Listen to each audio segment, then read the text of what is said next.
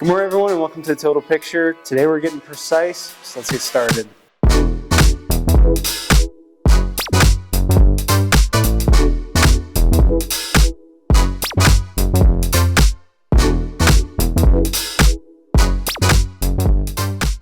So last month we finished up our 5-part STEM series where we talked about the 4 main schools of thought of science, technology, engineering, and mathematics.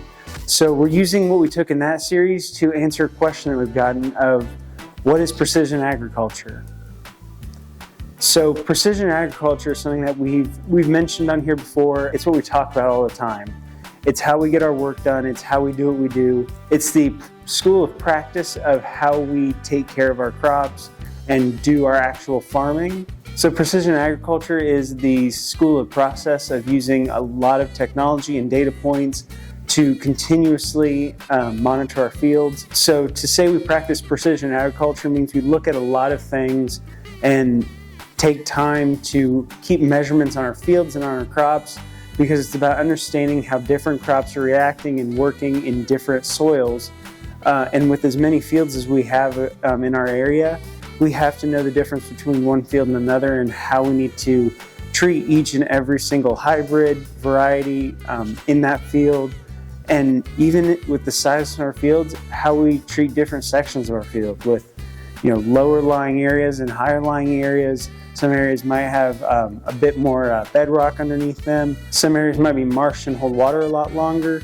It's about knowing these differences and being able to take the data we have to know how to work in that different type of soil to bring a specific crop to harvest season. So some of the things that we monitor and practice throughout the year that fall into that precision agriculture category are mapping and field scouting, our soil monitoring, our labor management, our equipment management, and of course our weather monitoring. All these things add up to give us a lot of data points. So mapping and field scouting gives us a good feel for how our fields look, the shape, the size, what's going on inside them. We take close notes of what's going on inside of our fields. So this is great in helping us keep data points on how our fields look, what we can expect throughout the summer, whether it's dry or a wet year.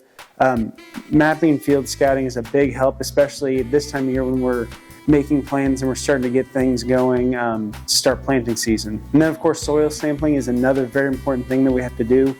Knowing the quality of our soil, knowing the nutrients in it, what it's lacking, what it's exceeding in.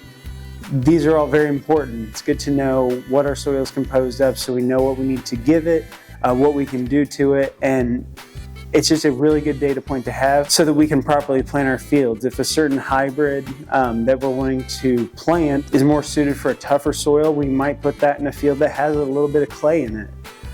Or if we're looking at a specific variety of soybean that needs a lot of water, we might send it to a field that holds water a little bit better than another. So just knowing our soil types and what's in our soil and what they use and what they need, it's very important, and those data points actually give us a lot of insight as we're planting fields and as we're managing them throughout the year and just keeping our crops as healthy as we can. And with that, weather monitoring is very important. Knowing the type of weather we can expect in a season is going to be very important, but also the day-to-day weather we look at. It's obviously important for us to know what our forecast is like today, tomorrow, and the next day.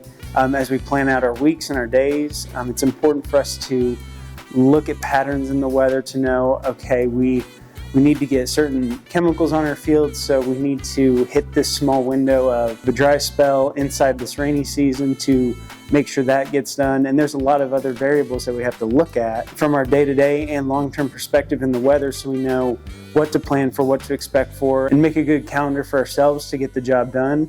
Because at the end of the day, it's still got to get done. We have to get crops in the field and out of the field in the time of a season. So we have to keep an eye on weather.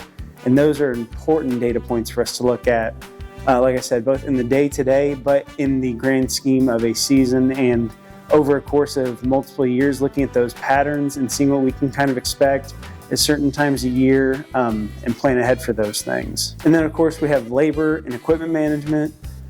So these are 2 sets of data points that seem to go closely together. So looking at our labor data points as far as hours spent in fields, hours spent on repairs, on maintenance, on prep, things like that are very important. And then with that, knowing, what equipment's being used multiple times in a year, what equipment's being used the longest in a day, what equipment is working, not working. Just looking at all the touch points we can on our equipment to know what's doing the best it possibly can, what needs improvement, what might need a simple upgrade, what needs a large upgrade, and seeing if there's any better options out there for our equipment to, one, make our jobs easier for our farmers, but also make our jobs more efficient for the grander scheme of the company. So we can look at a piece of equipment and just look at the data points for how often they break down and take that into consideration for upgrades, improvements, and overall swapping for a better, newer piece of equipment. And a similar thing goes for our labor management. We want to keep an eye on employees, make sure that they're taken care of, making sure they're getting rest, making sure that they're getting proper breaks and getting the time off that they need. But also knowing, what fields are they spending the most time in, what's taking up the majority of their time in a day, in a week, in a season, to know where we can improve our process and make things better. So if a large portion of our labor is devoted to, say, repairing a piece of machinery, that adds to our decision-making process of what do we do with a piece of equipment that is working but not super efficient and it breaks down a lot. Those sort of points come into big consideration when we look at both those next to each other. So all those things add up to help us make our processing better and to look at all the things that we can improve on both our employee management side but also on our equipment side to make our jobs easier for those people who are here, but also for the people that are going to come after them and work here and continually update and improve our processes.